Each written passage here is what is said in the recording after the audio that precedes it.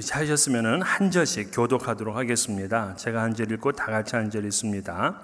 너희 중에 누가 다른 이와 더불어 다툼이 있는데 구태여 불의한 자들 앞에서 고발하고 성도 앞에서 하지 아니하느냐.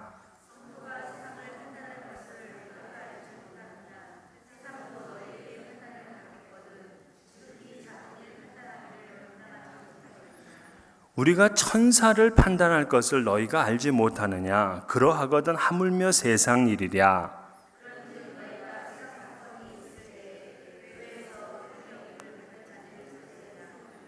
내가 너희를 부끄럽게 하려 하여 이 말을 하노니 너희 가운데 그 형제간의 일을 판단할 만한 지혜 있는 자가 이같이 하나도 없느냐.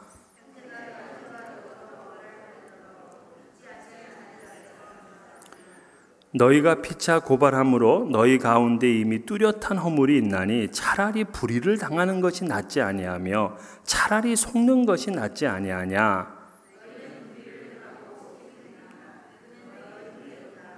불의한 자가 하나님의 나라를 유업으로 받지 못할 줄을 알지 못하느냐. 미혹을 받지 말라. 음행하는 자나 우상 숭배하는 자나 간음하는 자나 탐색하는 자나 남색하는 자나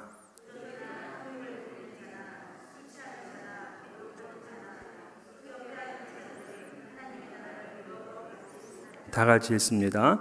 너희 중에 이와 같은 자들이 있더니 주 예수 그리스도의 이름과 우리 하나님의 성령 안에서 씻음과 거룩함과 의롭다 하심을 받았느니라.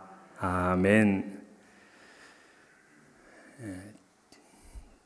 대한민국은 고소왕국이라 그렇게 말합니다. 그만큼 대한민국 사람들이 이 고소 고발하는 일이 많다고 합니다. 그 대한민국의 이웃나라 일본, 그 일본보다 고소 고발 건이 44배, 44배가 많다고 합니다. 일본 사람들보다 한국 사람들이 훨씬 인구가 적다고요. 인구 비율로 따져보면은 일본 사람들에 비해서 124배를 고소고발을 많이 한다고 합니다. 아니 뭐 2배, 3배도 아니고 뭘 그렇게 잘난 일이 있어가지고 124배나 많이 고발을 할까? 왜 한국 사람들은 그렇게 고소가 많느냐 하는 것을 서울대 이부영 명예교수는 한국인 성격의 심리학적 고찰이라는 그런 논문에서 이렇게 밝혔습니다. 한국인은 노여움을 잘 타고 남을 잘 원망하며 원한에 사무친 나머지 여러 가지 형태로 복수까지 하는 경향이 짙다. 그렇게 말했습니다. 그래서 이 한국 사람들은 갈등이 생기면 그 원인을 내 탓으로 생각하지 아니하고 다 남의 탓으로 생각한다는 거예요. 환경 탓, 세상 탓, 부모 탓. 그래서 이 남을 탓하게 되니까 노여움이 더욱 부채질하게 되고 극단적인 선택을 하게 되는데 그 극단적인 선택의 대표적인 예가 고소고발이다. 그렇게 말했습니다. 그러니까 이 법정에다가 사람의 죄를 묻고 처벌해달라 하고 요구하는 그 심리는 어떤 심리를 그 기저에 깔고 있느냐면 분노의 심리와 관련되어 있다. 그리고 결국에는 잘못된 의사소통의 결과인 셈이다. 그렇게 말했습니다. 사실 한국 사람들은 남을 잘 이해하지를 못하죠. 또 더불어 사는 것을 잘 못합니다. 개인주의적이고 감정적입니다. 우리 이웃나라인 그 중국 사람들만 해도요 똘똘 뭉칩니다. 그래서 세계 어디를 가든지 거대한 상권을 형성을 해요. 항상 더불어 사는 법을 그들은 생각하고 알고 있습니다. 일본도 그렇습니다. 작은 일 가지고 서로 헐뜯고 싸우질 않습니다. 서로 이해하죠. 그런데 우리나라 사람들은 조금만 시비가 생겨도 경찰서 가자고 합니다. 순경 부른다고 합니다. 법정 소송을 하죠. 부부간의 다툼도 법으로 해결합니다. 한 부모에게서 난 형제 자매들이 서로 법정에서 치고받고 싸웁니다. 이것이 대한민국의 현실이에요. 그런데 문제는 교회도 이 세상과 조금도 다를 바가 없다는 것입니다. 교회 안의 문제를 교회 안에서 조용하게 은혜스럽게 그렇게 해결하지를 못해요. 세상 법정에 이것을 고소합니다. 그래서 교회 안에 일어나고 있는 그 분쟁을 세상 법정으로 가게 되니까 교인들이 그렇게 피땀 흘려서 일해서 번 그 헌금을 전부 다 변호사에게 쓰는 거예요. 그래서 한국의 변호사들이 요즘은 교회 때문에 좀 먹고 산다 그래요. 이 세상에 이게 무슨 일입니까? 비용 문제만이 아니에요. 교회에 대한 이미지가 땅에 떨어져서 전도가 막혀 있습니다. 그리고 교회의 분쟁에 휩싸여서 성도들이 교회를 떠나고 교회는 갈갈이 찢겨지는 거예요. 사랑하면서 가장 비사랑적인 모습을 교회가 보여주는 것, 그것이 바로 교회의 분쟁인 것입니다. 이것은 그야말로 가장 비성경적인 모습인 거죠. 고린도 교회 안에 여러 가지 문제들을 해결하기 위해서 사도 바울은 이 고린도 전서를 보내게 되었다고 했습니다. 이제 오늘 드디어 세 번째 주제가 나옵니다. 성도 간의 법정 소송 문제를 다루고 있습니다. 자, 1절을 보게 되면 너희 중에 누가 다른 이와 더불어 다툼이 있는데 구태여 불의한 자들 앞에서 고발하고 성도 앞에서 하지 아니하느냐 그랬어요. 이 말은 뭐냐면 고린도 교회 성도들 간에 지금 다툼이 있다는 겁니다. 그런데 그 문제를 교회에서 스스로 해결하지 못하고 또 교회 지도자에게 그 문제를 처리해 달라고 맡기지 못하고 이것을 세상 법정에 고소했다는 겁니다. 왜 그러느냐? 아마 자기가 상처를 입고 자기가 손해를 봤다고 생각했기 때문이죠. 자기 명예가 깎였다고 생각했기 때문일 것입니다. 물론 그의 상대가 의도적인 것인지 실수였는지를 모르지만 어쨌든 교회 안에 일어났던 이 문제를 불의한 자들 앞에서 고발했다 그렇게 말합니다. 불의한 자들은 세상 법정을 가리키는 말인데 그러면 판사, 검사, 변호사가 모두 불의한 사람들이냐? 그 얘기를 하는 게 아니에요. 하나님을 믿지 않는 사람을 불의한 자들이라 이렇게 부른 겁니다. 왜?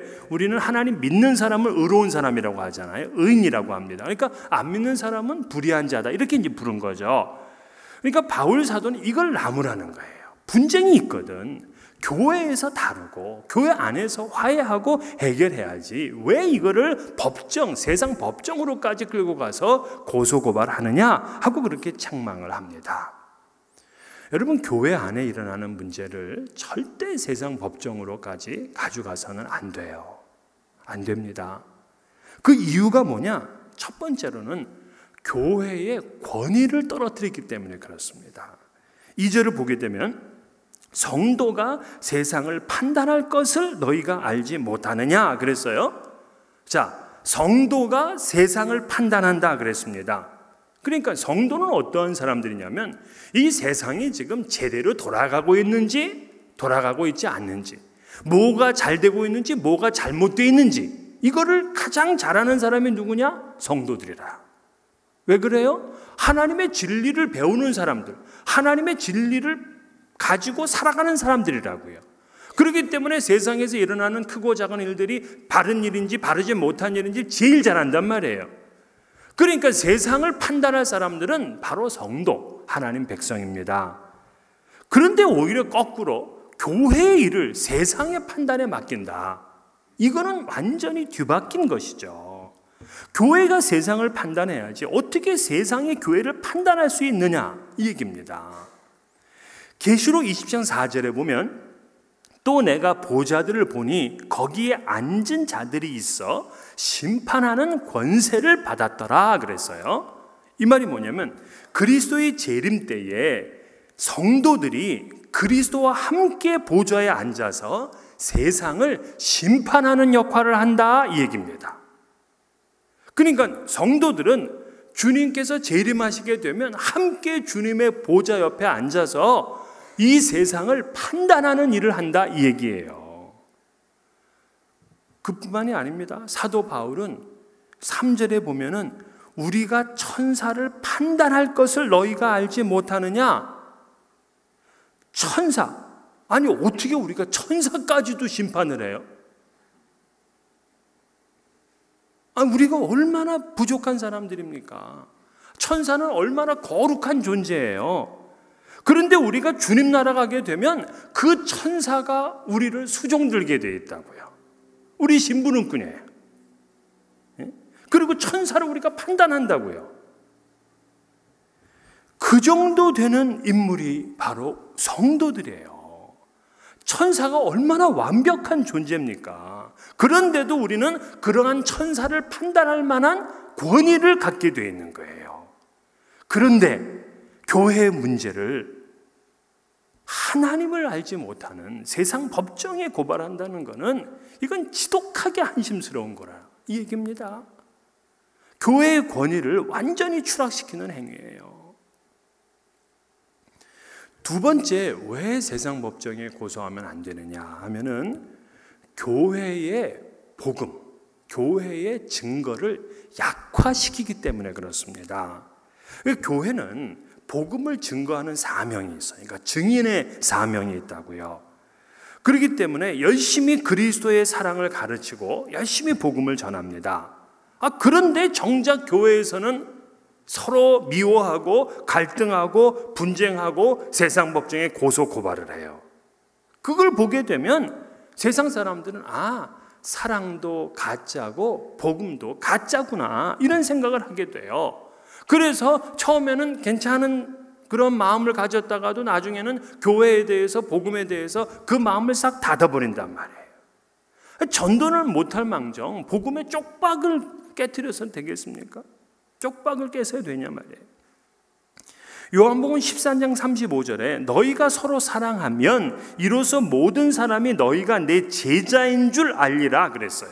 우리가 사랑할 때 세상은 우리가 그리스도의 제자인 줄 비로소 아는 거예요. 그러나 우리가 분쟁하게 되면 세상은 우리가 그리스도의 제자가 아니라는 것을 알게 돼요. 그만큼 복음의 증거가 무력화됩니다. 오히려 교회를 반대하는 사람들은요, 이것을 기회로 교회를 더 공격합니다. 이 교회의 분쟁은 결단코 세상 법정으로 가지고 가서는 안 됩니다. 세 번째, 왜 우리가 세상 법정에 고소하면 안 되느냐 하면은 그 고소의 동기가 순수하지 못하기 때문에 그렇습니다. 그러니까 서로 간 분쟁이 생겼을 때 교회의 당회에게 이 문제를 해결해 주십시오 하고 맡긴다면 이건 이제 겸손한 마음이에요. 그런데 세상에 고발하겠다, 이 말은 보복하고 복수하겠다는 마음입니다. 그러니까 이거는 동기 자체가 기독교적이지 못한 거예요. 저 사람 좀 혼을 내줘야 되겠다, 이런 생각이기 때문에 이미 이거는 복음적이지도 기독교적이지도 않은 거예요. 그 한국의 예장 통합 측의 총회 재판국장을 맡았던 그 김영훈 장로는 이렇게 말했습니다. 갈등이 분쟁으로 번지는 가장 큰 이유는 서로의 관계성의 문제에 있다. 그렇기 때문에 성경적인 자세로 돌아가서 나보다 남을 낮게 여기고 서로를 사랑하며 그리스도의 마음을 품는 것이 가장 중요하다. 무엇보다도 성도들이 분쟁에 휘말려 믿음을 잃지 않게 하는 게 가장 우선시 돼야 된다. 기본적으로 성경적 차원에서 서로의 입장을 배려하는 자세를 가지고 서로의 입장을 조율해야 된다. 이렇게 얘기를 했어요. 이것이 기독교의 가치죠. 항상 기독교는 남을 나보다 더 낮게 여기고 서로 사랑하고 그리스도의 마음을 품어야 되는데 세상 법정에 고소한다? 이거는 상대를 비판하는 것이고 미워하는 마음을 갖기 때문에 그렇습니다. 이 다분히 미워하는 마음으로 성도를 고발해서는 안 되는 것이죠. 제가 섬겼던 교회에 판사로 일하셨던 김중권 장로라는 분이 계십니다. 근데 그분이 얘기를 하면서 이 분쟁 조정 가운데 가장 안 되는 것이 교회의 분쟁이라 그래요. 가장 힘들대요. 왜 그러냐 그랬더니 서로 순교할 각오로 싸운대. 여러분 그게 무슨 순교입니까? 자, 그러면 교회 안에 분쟁이 없으면 좋죠. 근데 교회 안에 분쟁이 앞으로 일어나게 되면 어떻게 해야 되느냐? 이거를 사도 바울은 오늘 가르쳐 주고 있어요. 이거 다 성경에 다 있는 거예요. 그러니까 이거 세상 법칙, 이거 성경도 모르는 인간들이에요. 이거는 성경에서 다 가르쳐 주는데 왜 다른 짓을 합니까? 자, 그러면 어떻게 하라고 가르치느냐? 첫 번째, 교회 지도자들에게 맡깁니다. 교회 지도자들. 그러니까 사실은 교회 안에서 갈등이나 분쟁이 없는 게 최고 좋죠. 다투지 않는 게 최고 좋아요. 다투지 않으려면 그저 상대를 이해하고 또 용서하면 되는 거죠. 이게 최선입니다. 심지어 그 사람이 나를 욕하고 내 머리를 때리고 뭐 나의 이 경제적으로 나한테 상당히 타격을 입혔어요. 그런데도 그를 용서해주고 끝까지 사랑하면 뭐 분쟁이 일어날 것이 없죠. 예수님처럼 머리를 때리고 욕을 하고 수치를 주고 그리고 손에 발에 이 못을 박고 옆구리에 창을 찔러도 끝까지 저들을 용서하리라 하는 그런 마음을 가지면 아무 문제가 없어요. 그러니까 사실 갈등과 문제가 생겼을 때 가장 좋은 방법은 사랑하고 용서하는 겁니다. 근데 만약에 그렇게 되지 못했어요. 그러면 최선의 해결책이 뭐냐? 교회 지도자들에게 맡기는 겁니다. 그러니까 교회 재판에 맡기는 거죠. 교회에 맡기는 거예요. 그래서 2절 하반절에 보면 지극히 작은 일 판단하기를 감당하지 못하겠느냐. 또 5절에 보면 너희 가운데 그 형제간의 일을 판단할 만한 지혜 있는 자가 이같이 하나도 없느냐 하면서 답답해해요. 이건 뭐냐? 교회 지도자들은 분쟁과 갈등의 문제를 해결하라 하는 그런 뜻입니다. 그러니까 믿지 않는 세상에 맡기지 말고 교회 안에 늘 기도하고 하나님의 말씀을 지금까지 배웠던 그런 교회 지도자들에게 그 문제를 맡기라는 거예요. 4절에도 세상 사건이 있을 때에 교회에서 경히 여김을 받는 자들을 세우느냐. 그러니까 경히 여김을 받는다는 것은 세상의 법조인들이 수준이 낮기 때문에 그런 것이 아니라 왜냐하면 그들은 성경이 아닌 다른 기준으로 판단하거든요. 헌법, 형법, 민법 뭐 이런 법들은 다 성경의 법보다 낮은 수준이잖아요. 그러니까 그런 인본주의적인 신념에 의해서 판결을 내리는 것보다 교회가 내리는 판결이 더 맞고 더 존중할 만한 것이거든요. 그래서 교회에 문제가 생기면 무조건 교회의 지도자들, 다시 말해서 당회에 맡기면 되는 거예요. 현재 우리 교단의 재판은 3심제입니다. 3심제. 그러니까 이제 교회에서 고소고발 사건이 교회 안에 이루어지게 되면 당회에서 그거를 이제 재판을 해요. 그래서 판결을 내린다고요. 그러나 그 판결이 마음에 안 들 수도 있어요. 그럴 수 있죠. 그러면 어디다가 다시 이 고소를 하느냐면 노회에 하면 됩니다. 노회. 근데 노회에서도 또 판결했는데 그것도 마음에 안 들어. 그러면 그 다음에 총회에다 하면 돼요. 총회에다가. 그렇게 3심제. 근데 그랬는데도 마음에 안 든다. 그러면 사람들이 이제 세상 법정으로 가는 거거든요. 그러나 거기까지 가면 안 돼요. 그러니까 총회는 교회의 우산이잖아요. 테두리잖아요. 거기까지는 뭐 간다고 하면 그냥 갈 수 있. 그래도 교회는 다 깨집니다. 거기까지 가도요.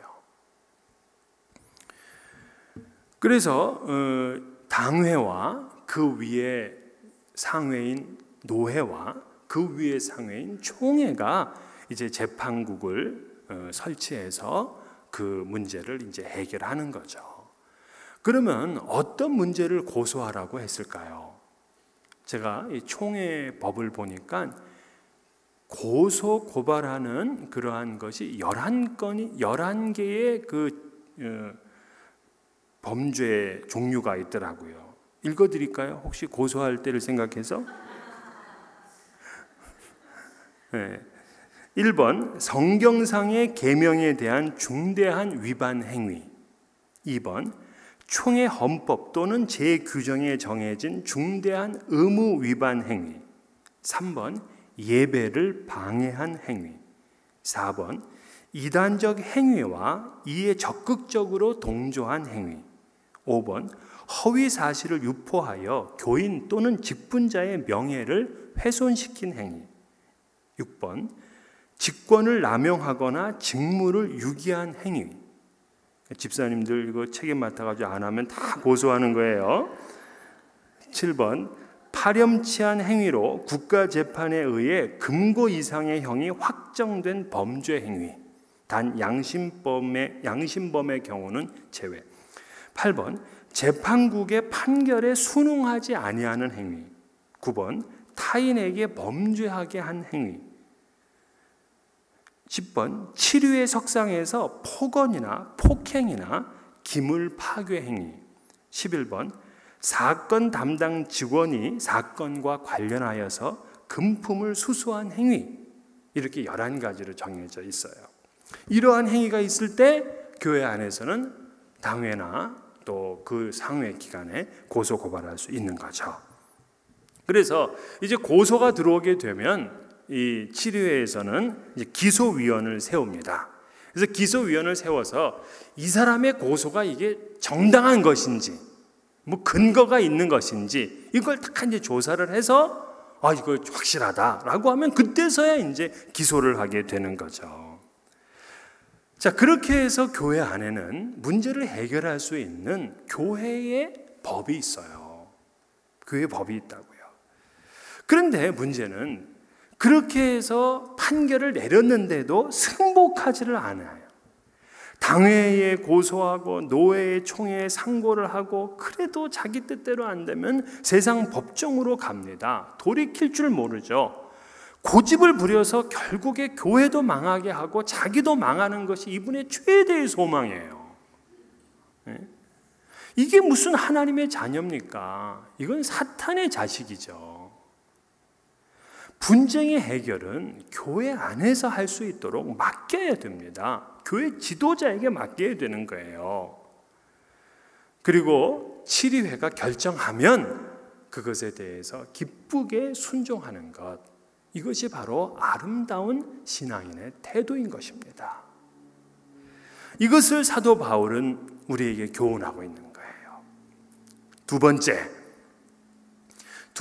교회 분쟁의 해법을 이야기를 하는데 7절에 보게 되면 너희가 피차 고발함으로 너희 가운데 이미 뚜렷한 허물이 있나니 차라리 불의를 당하는 것이 낫지 아니하며 차라리 속는 것이 낫지 아니하냐. 이 얘기는 뭐냐?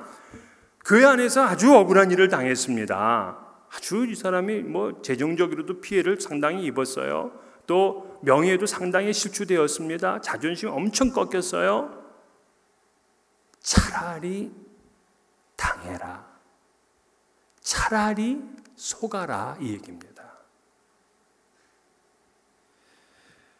그러니까 이미 세상 법정에 고발을 했다는 그 자체가 이미 이 사람에게는 허물이 있다고 얘기를 하고 있는 거예요. 그렇잖아요. 왜냐하면 이 사람은 하나님보다, 하나님의 교회보다도 세상을 더 신뢰했기 때문에 이 사람은 이미 허물이 있는 것입니다. 그러니까 고소한 사람은 이미 세상 법정에 교회의 문제를 가지고 고발했다? 그건 이미 그 사람에게 문제가 있는 거예요. 뭐 그게 뭔지 옳은 건지 틀린 건지 얘기할 필요가 없는 거죠. 이미 문제가 있는 사람이에요. 그를 봐야 차라리 속고 차라리 손해보라. 이렇게 지금 얘기를 하고 있어요. 유대인들이 그렇습니다. 유대인들은요, 그들이 가정 문제든 형제의 문제든 또 재정의 문제든 성급하게 세상의 재판정으로 가지 않습니다. 그들은 먼저 누구를 찾아가냐면 랍비를 찾아갑니다. 그래서 그 랍비가 이 쌍방을 서로 설득하게 하고 또 양보하게 하죠. 그러면 대부분 유대인들은 그 랍비의 말을 경청합니다. 그래서 문제를 해결하고 마는 거예요. 그러다가 보면은 자기가 조금 손해일 수 있어요. 그러나 랍비의 이야기였기 때문에 그 말을 그대로 받아들이는 거죠. 마음은 언짢을 수 있지만 어르신의 말이기 때문에 한번 물러서는 겁니다. 훈계를 받아들이는 거죠. 여러분, 그리스도인들은 어떤 사람들이냐 하면은 그리스도인들은 기쁘게 손해보는 사람들이에요. 기쁘게 손해보는 사람. 더 가지려고 하고 더 차지하려고 하는 것, 그렇게 되면 교회가 우습게 되고요, 기독교의 권위가 너무나 떨어져요. 아니, 교회가 명예가 떨어지는 것보다 내가 손해보는 거 낫지 않아요? 교회가 망신당하는 것보다 내가 망신당하는 게 낫지 않아요? 나는 명예를 지키고 교회가 망신당하는 게 좋아요? 세상 법정에 가서 교회를 망신시키는 것보다 내가 망신당하는 게 낫죠. 내가 손해보는 게 낫죠. 바울 당시는 이 재판은 항상 다 공개 재판이에요. 그래서 당시의 재판은 하나의 여흥거리였습니다. 그런데 그리스도의 피를 나는 형제 자매들끼리 세상 법정에 와가지고 서로 싸우고 있다면 이건 세상은 기가 막히게 재미난 그러한 여흥거리죠. 왜 그런 일을 하냐 말이에요. 그래서 차라리 손해봐라, 차라리 속아라, 이렇게 바울은 지금 가르치고 있어요. 세 번째로 준 해법이 뭐냐 하면은 8절을 보니까 너희는 불의를 행하고 속이는구나, 그는 너희 형제로다 그랬어요. 그 세 번째 해법은 뭐냐면 그 범죄한 사람도 형제로 받아들이라는 거예요.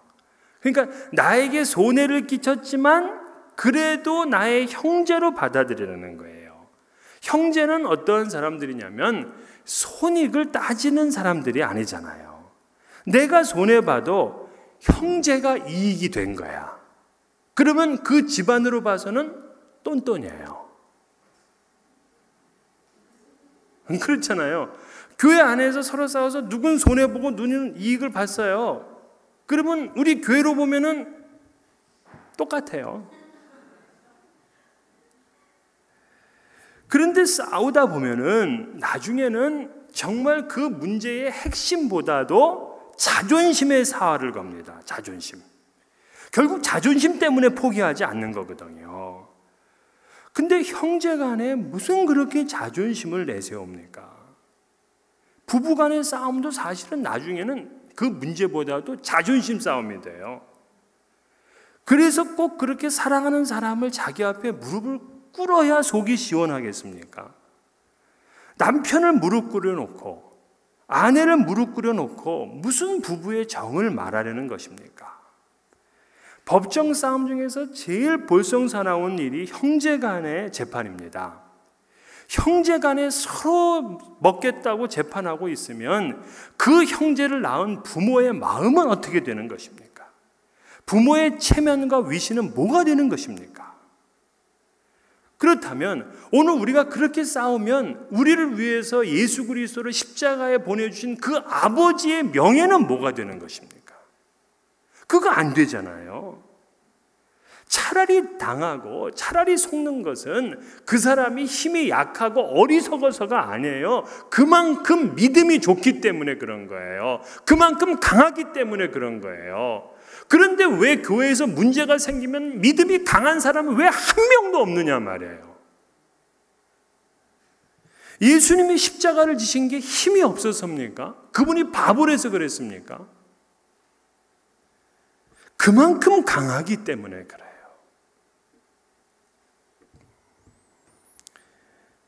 차라리 당하고 차라리 속는 게 나아요.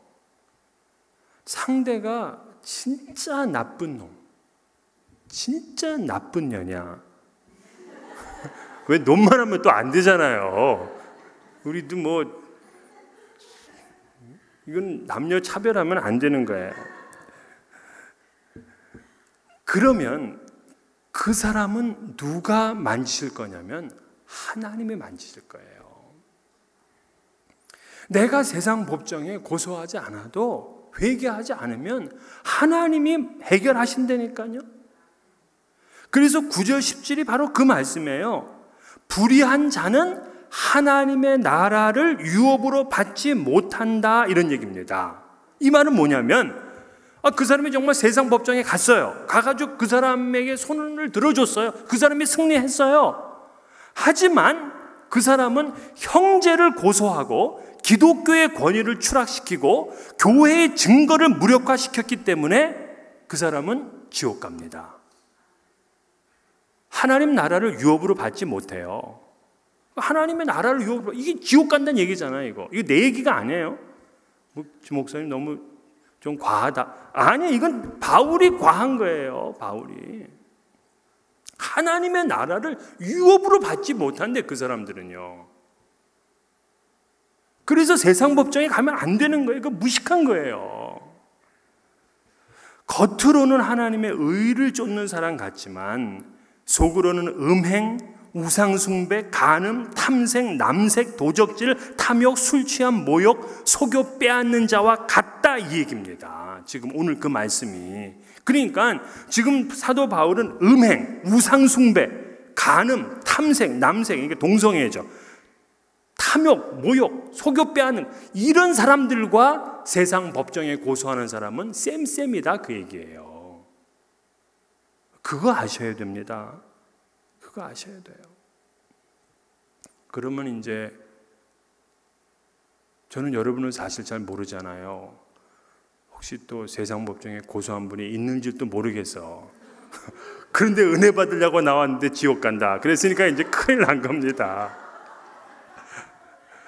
자, 그러면 이분들을 위해서 사도 바울은 오늘 본문 마지막 끝나기 직전에 한 가지 또 얘기를 11절에 주네요.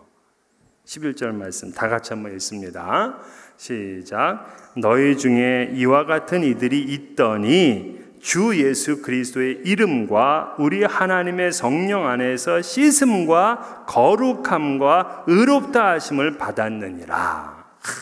이 마지막 이 구절이 없었으면 그냥 지옥으로 끝날 텐데, 이 말씀이 뭐냐면, 그러나 그 사람이 지금껏 불의한 사람이라고 하더라도 문제가 생기면은 그냥 성도를 세상 법정에 고소하고 고발하고, 그리고 지금 여기서 있는 10가지 죄악, 음행과 우상 숭배와 심지어는 간음하고 동성애질하고 도적질하고 남을 속여 빼앗고 이러한 못된 짓을 갖다가 그냥 어마어마하게 했던 사람이라고 하더라도 그리스도의 이름으로 회개하고 하나님의 성령으로 그 죄를 씻으면 거룩해지고 의롭게 된다, 이 말씀입니다.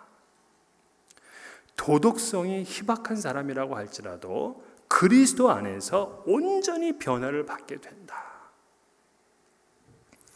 세상 법정으로 가려고 하는 것은 그만큼 미혹을 받았기 때문에 그렇습니다. 그래서 제일 좋은 것은 뭐냐면요, 갈등 관계를 만들지 않는 겁니다. 마음이 아프고 괴롭기도 해요. 그러나 사랑하고 용서하는 겁니다. 그게 기독교잖아요. 그게 기독교라고요. 이러한 사랑과 용서는 사실은 내 힘으로 하는 것이 아니라 성령이 충만해야 가능한 거예요. 성령 충만하면 어떻게 해야 돼요? 기도해야 돼요. 하나님께 구하셔야 됩니다. 우리들은 천사라도 판단할 사람들이라 하는 것을 아시고 더욱더 하나님 앞에 성령 충만하기를 기도하고 성령 충만함으로 사랑하고 용서하는 하나님 자녀 되시기를 주의 이름으로 간절히 축원합니다.